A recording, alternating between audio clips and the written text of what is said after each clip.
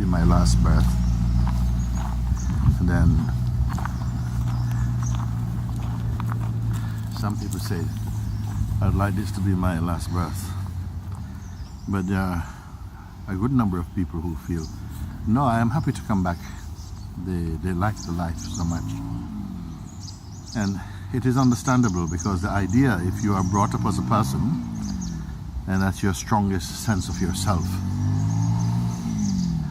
and then you are attached to life, you're attached to people, you're attached to things, and the idea of not coming back feels like it's a kind of death. But that idea is really based on very poor understanding, in fact. We need to look at what you are attached to presently that makes you feel you'd like to come back. First of all, you have no control over where you would be, who you would be, how you would be. You don't know what religion you belong to, or if you belong to any at all. You don't know that if this present body is a male body, whether you come back as a woman. You don't know. We don't know anything at all. And also, you may look at the things you are presently attached to that leave you with such a strong feeling that you would like to come back, and take a look at it, and really look at it for a while, and consider, is it worth it to come back for this? Because this might not be here for you. So it is very much what I want to say today is that in terms of when people say they hope this is their last birth, it really is to be birthed in the state of mind of a person. That state is not a very high state. You have no control over your situation, your circumstances, who will be your parents. In fact, you didn't have that when you came into this life also. But you don't know where you will be placed. You will not remember this life that caused you to be attached to the idea of wanting a next life. There's a past life which you have forgotten that brought you to this life. So, of course, because we are consciousness, we can't really regret so deeply, because consciousness itself is the joy that we are. It is the life that we are. So you love life.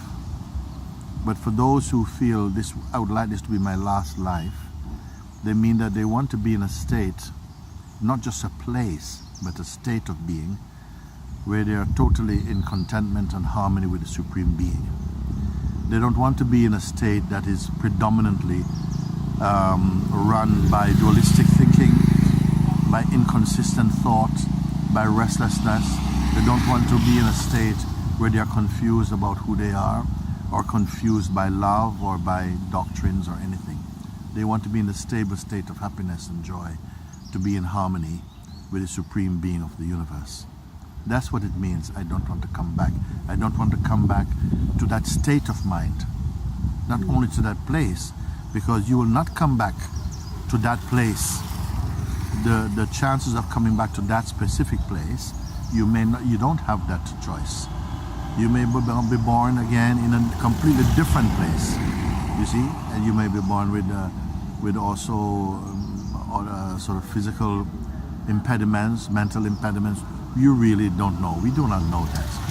And if you were born with mental impediments or physical impediments, it doesn't really mean that you are at a disadvantage. You may be at a disadvantage in this life, in this world, but internally, this is where you make your life worth it. Who you are internally, not who you're taken to be by others. So I ask that each one reflect on that, because when you take your first step towards self-realization or towards self-discovery, it is a journey of self-discovering, of becoming more and more subtle in the ways of the truth, more beautiful, more peaceful, more kind, more open, less judgmental, less fearful. And this is a state, it's not a place. So when you feel that you are the body, you want to be in a place.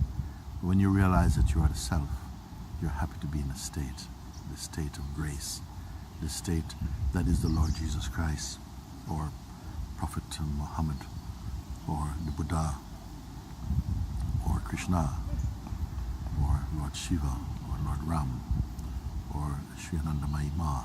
See, these are states of being. They're not places. Please reflect on this. Full blessing to you.